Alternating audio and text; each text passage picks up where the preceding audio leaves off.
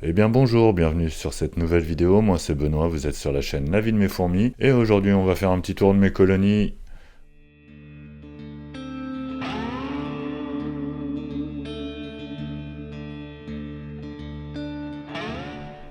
Alors pour commencer, voici mes Messor Barbarus. Elles sont pas que ce nid là, hein, elles ont... ces 4 nids. Alors celui-là, elle l'apprécie moyennement. Il faut vraiment qu'il soit humidifié, s'il n'est pas humidifié, elle le quitte complètement. Donc là, il est à moitié humidifié, donc ça va, hein, il est à moitié rempli du coup. Sinon, elle squatte le tuyau. Voilà. Alors là, c'est un nid qui a été réparé. On peut y voir un petit peu de couvain. Pas énormément en ce moment. Il y a une nouvelle ponte. Là, je vais essayer de voir un peu les œufs, de vous montrer ça après. Et là, le couvain, ça s'est un peu calmé. Pourtant, il y a des chaleurs et tout, mais voilà. Bon, enfin, je dis ça s'est un peu calmé. Il y en a là. Il y en a pas mal là. Là, il y a pas mal de reflets aussi. Donc là, on peut voir qu'il y a quand même pas mal de couvain. Je dis qu'il n'y en a pas beaucoup, mais il y en a moins qu'à l'habitude. Mais c'est déjà pas mal, hein. Il y a eu vraiment pas mal de naissances ces derniers temps. Donc voilà pour les Messor Barbarus. Donc j'ai toujours en projet de leur faire un grand nid, hein. Ça, je pense que ça va arriver sûrement la vidéo, les vidéos. Je vais sûrement le faire en plusieurs fois. La fourmi gauloise m'a donné l'idée de faire une série justement sur la fabrication de ce nid et je pense que ça peut être vraiment pas mal. Alors là, je suis en train de filmer les Camponotus vagus. Alors eux, tout se passe bien, elles sont toujours énervées, toujours à fond dans leur petite galerie là. Pas falloir que je tarde à remettre de l'eau. Niveau du couvain, il n'y a pas grand chose. Là, on va pas trop voir avec des reflets. Bon, il y a quelques cocons, quelques larves, mais il n'y a pas grand chose en couvent là. Il y a une ponte récemment, donc ça va être une nouvelle génération. Là, on passe sur les Camponotus barbaricus, qui elles, ça va. Là, il y a du cocon en ce moment, hein. Comme la semaine dernière, je vous avais montré les couvains. Il y a vraiment pas mal de cocons. Hop, là, on peut voir quelques larves. Alors, je les guette, hein. Elles ont tendance à ouvrir les cocons la nuit, donc je loupe, mais je pense que je vais réussir à en avoir, histoire de faire une vidéo moment de vie chez mes fourmis. Là, on peut voir que dans l'aire de chasse, il y a un petit peu de monde, ça va, c'est pas l'heure. Là, elles doivent attendre de manger. Quand elles commencent à se mettre sur l'abreuvoir ou alors sur le carreau là, c'est que ça commence à demander à manger. Tiens, regardez, j'ai fait une petite pause de 5 minutes et justement elles sont montées sur les carreaux, donc voilà, quand elles sont sur les carreaux comme ça, c'est qu'elles ont faim. Donc il faudrait que je leur prépare du liquide sucré et je leur donne, et si on regarde au-dessus, les Camponotus vagus font pareil. Alors attendez, je vais vous montrer ça, voilà. D'ailleurs c'est avec elles que j'avais remarqué ce phénomène. Et là en fait quand elles sont toutes devant le carreau, qu'elles grimpent sur les parois, j'ai juste à donner du liquide sucré et hop c'est fini. Et elles me font pas pareil pour quand c'est de la protéine. C'est pas vraiment pareil, elles sont plus... je sais pas, ça j'ai pas vu comment elles me demandaient. Voilà, mais par contre pour le liquide sucré c'est flagrant.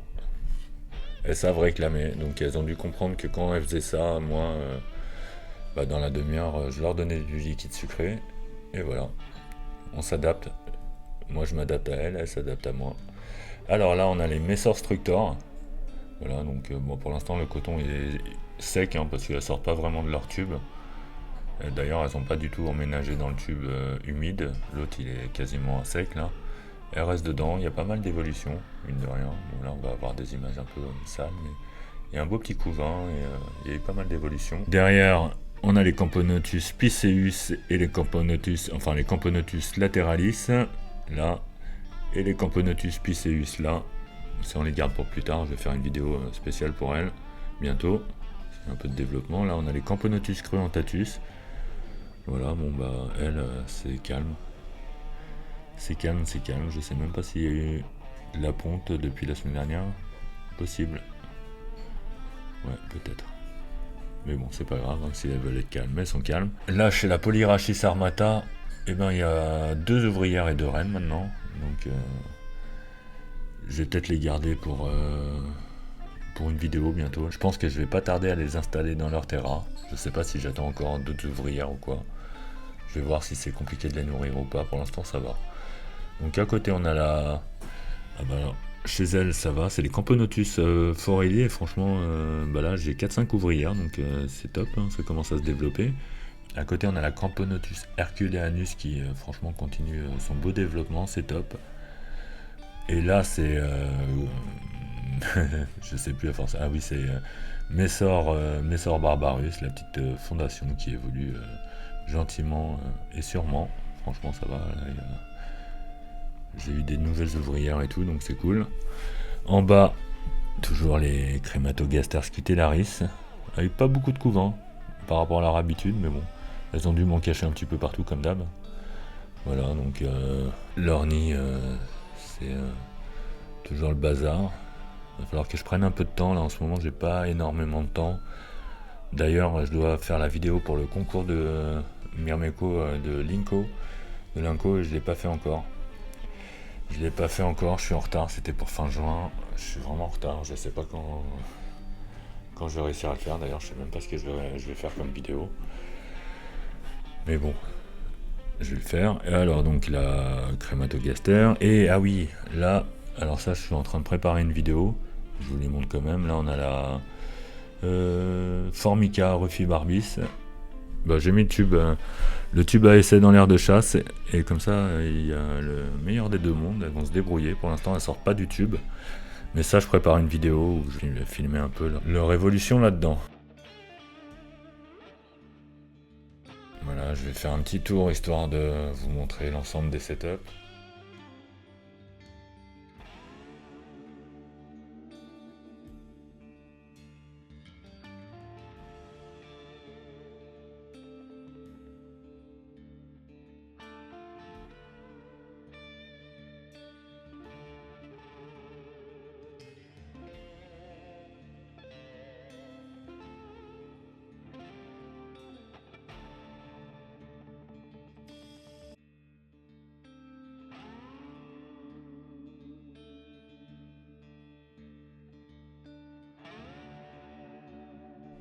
Je vous invite à vous abonner si vous ne l'êtes pas. Et moi je vous dis à la semaine prochaine, en espérant vous faire une vidéo de meilleure qualité. Peut-être que ce week-end il y aura une vidéo sur elles. Voilà, si jamais elles veulent bien m'ouvrir les cocons pendant que moi je suis prêt. Attendez, on va regarder au cas où là. Non, pour l'instant. Mais je suis sûr qu'elles vont me faire ça la nuit. Donc voilà pour cette vidéo. N'hésitez pas à me dire en commentaire ce que vous en avez pensé. Et bah, je vous dis à la semaine prochaine. Et ciao.